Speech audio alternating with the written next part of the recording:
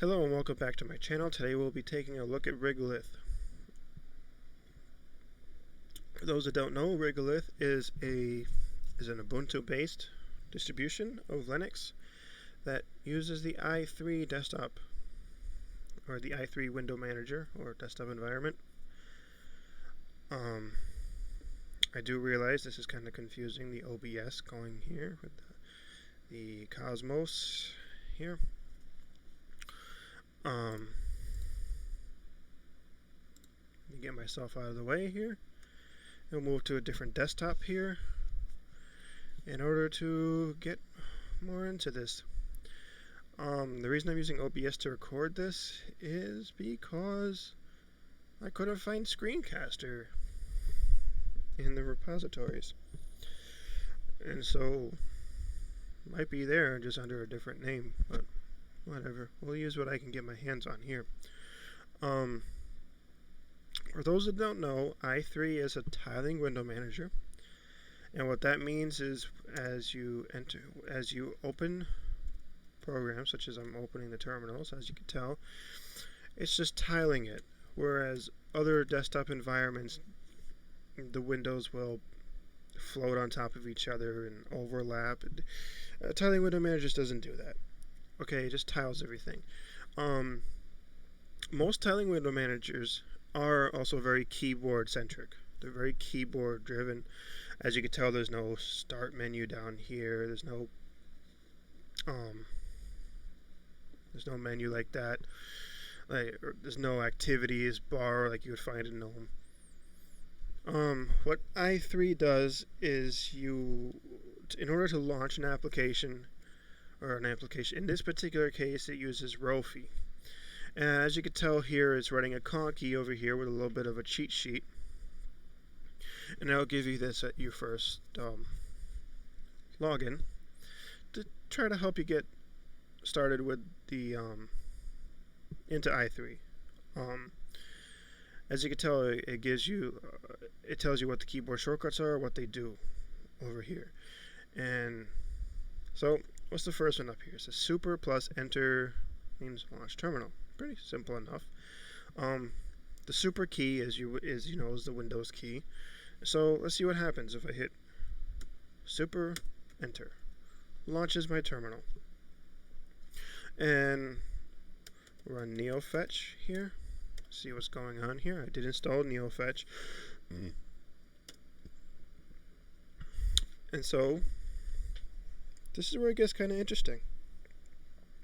It is running GNOME as the desktop environment, and it's running i3 as the window manager. As you can tell, I have two workspaces open. Workspace 1 is running OBS. Workspace 2 I'm using to show these kinds of things, but it can go all the way up to 10. As you can tell, if there's nothing in that particular desktop, it's not going to show it in a row. But if you do have something open, and I'm like, let's say I open up Firefox in this one, and then I go to 3, it's going to keep 2 open so you can switch between them. And the way that I'm doing that, as you can tell here, it says here super shift.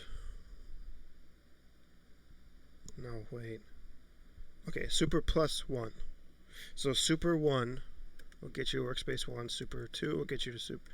Now, as you saw there, it says super shift plus 4 moved that window to workspace 4. So we'll move that back to 2. To quit out of it, you just hit super shift plus Q. We'll quit out of the application, or it says here kill active window.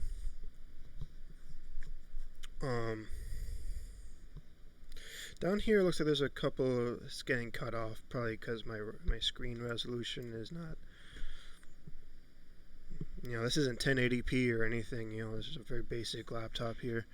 But the one down there that's cut off is the shortcut to get to Wi-Fi settings.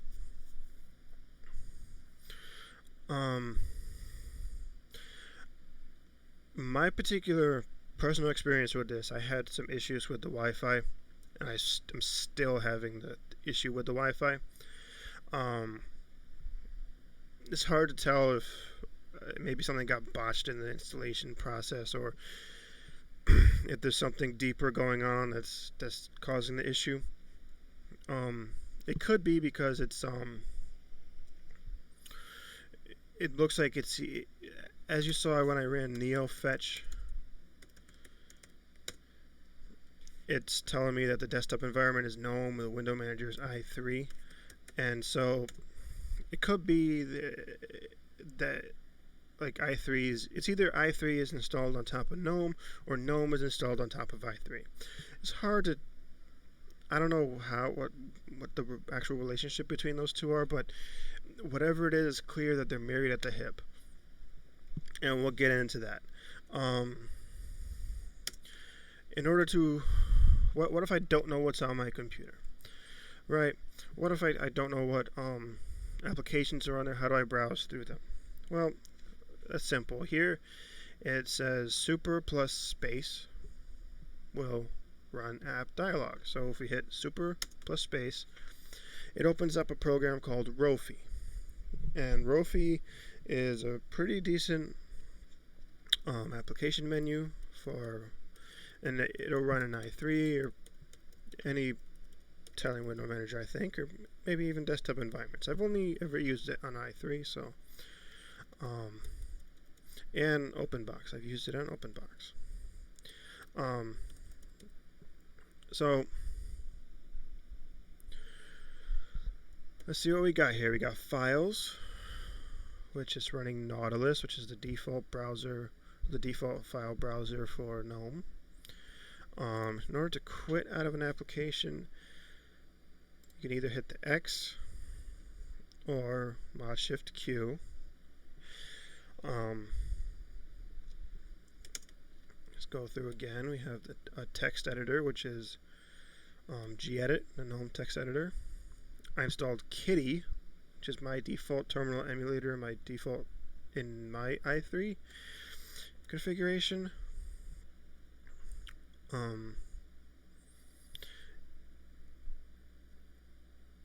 It's got a software, looks like it's got an app center here, or no, that's my repository editor.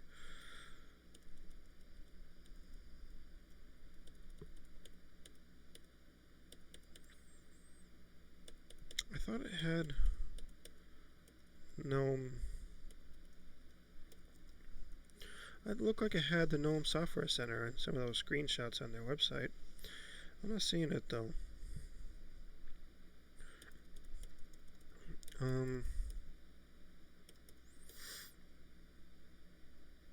Oh well. Oh wait, I think I just saw it there. Whoops. You're gonna see I'm gonna end up doing that a lot. I was trying to launch Rafi, but instead I ended up launching the settings, display settings. And the reason for that is because, as you can tell down here, it says Superdee opens up the display settings. In my regular i3 config, Superdee opens up Rafi for me. And so I'm going to botch that a lot because of muscle memory. There's a software updater and software here. So looks like there's a looks like the GNOME Software Center is installed.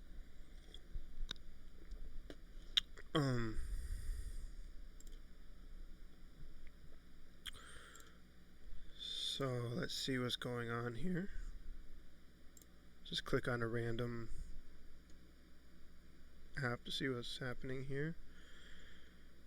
And it's a snap. It's going to install it as a snap.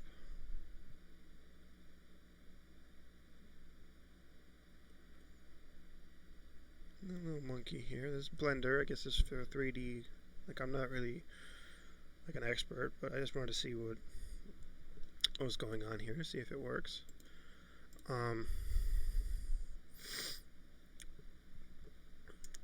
So I installed VLC. Just Install the Chromium.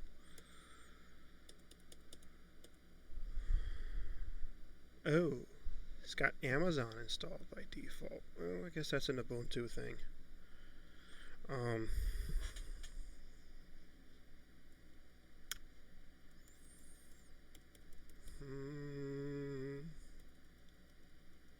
Not much going on here as default. It's got a lot of GNOME applications, but that's to be expected. It seems to be married to GNOME here. So what are my initial thoughts? Well, before I get into that, I'm gonna talk about an issue that I've been personally having here. The issue I've been having is with the Wi-Fi. Okay, and the issue I've been having is I hit Super W again to my Wi-Fi here. It says that again to the Wi-Fi settings. I tried to get it to connect to my home network here. I have all of my settings here set correctly. I'm obviously not going to reveal my WPA password on the video, but as you can tell, it does not want to connect. It's going to hang here and it's going to give up, and I can't figure out why it's doing that. I tried launching Network Manager applet, which is the applet that will launch in the system tray for multiple desktop environments. Doesn't even want to launch. When it does launch, it won't show up because there doesn't seem to be a system tray. And I think the issue there is that it seems to be installed on top of GNOME, or GNOME seems to be installed on top of i3. And GNOME by default does not have a system tray. And so it's hard for me to not suspect that as being the issue here. Because when I configured i3 on my Arch system, I don't remember having to install a system tray to it. And when I started the Network Manager applet, when Google Chrome is open, it just seemed the system tree was already there, and those things just popped up in there, the things that would go in there. And so I don't think that's an issue with i3. I think that GNOME is doing something to it here. But that's just me. I haven't dug into it nearly enough to formulate like an actual opinion on the issue here. And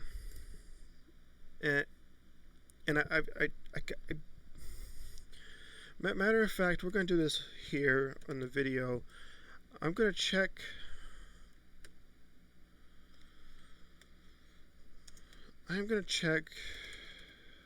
their website to see if there's anything in the forums regarding this issue.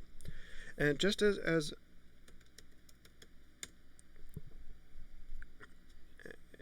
a rule of thumb,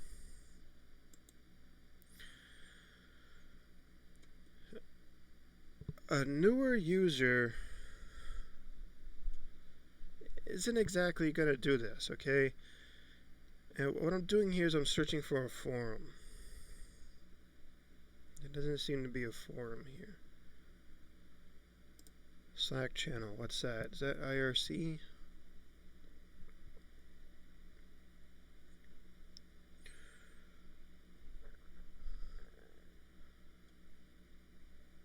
Okay, so it is an IRC, I think.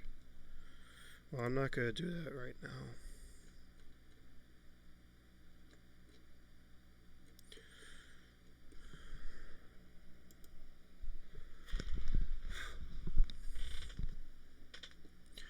Well, but so far I've been having that issue with the Wi-Fi here, and I suspect that the issue is it could be a combination between a confliction between GNOME and i3, and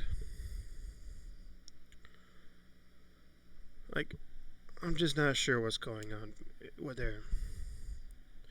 I will attempt to do more troubleshooting, and maybe I'll come back on and talk about it, but that's an issue I ran into here. Um,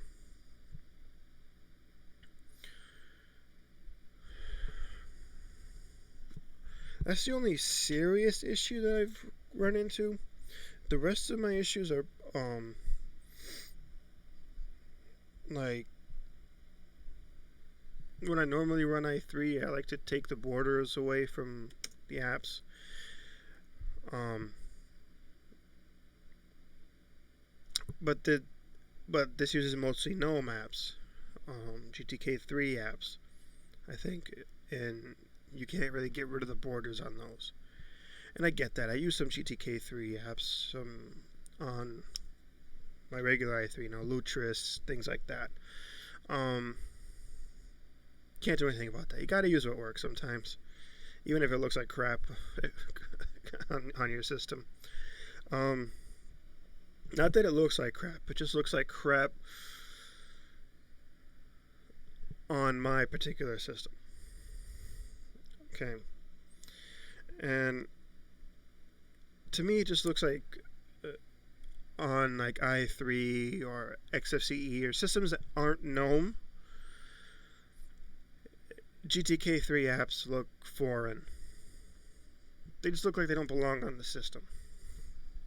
That's my opinion, okay? That's not me, saying, oh, the system is terrible, it doesn't work, blah, blah, blah.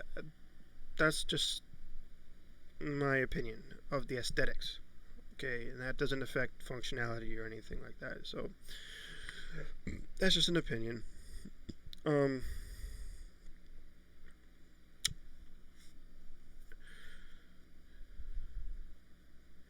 So do I think that this is going to help people get into i3?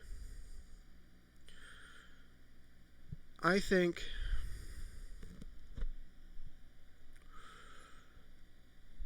that if this Wi-Fi issue that I'm having is not common, if it's just something that's unique to me, then this might actually be a viable option for people who want to get into i3, who maybe want to wean themselves into it. I think if the Wi-Fi issue that I'm having is common and is something that everybody's going to run into, then that's going to be a roadblock, and that's going to stop some people from proceeding any further, and they're just not going to get into i3. They're going to say like, okay, this is i3. I'm done. I'll give up. Okay, now the GNOME apps in the background, I think, could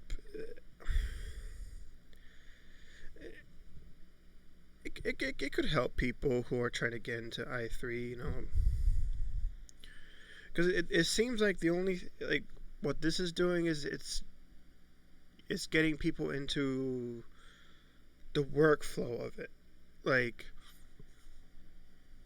how it launches apps on your desktop, where it gets you into like the tiling workflow, the keyboard driven workflow.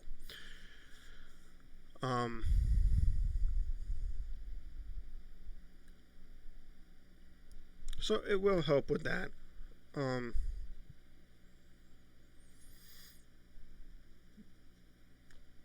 So I mean, those are my thoughts, and it's not a major review or anything. Those are just my initial. These are just my initial experiences with this particular distribution here. Yours might be different. This is not a review. I will include the link to their website in the description. If you want to check it out. I'm interested to hear what your thoughts are.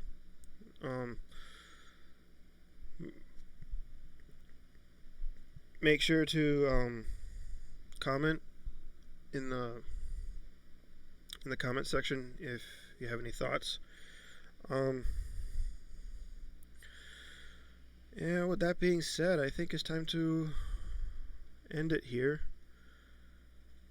And I'll come back on maybe if I fix some of these issues with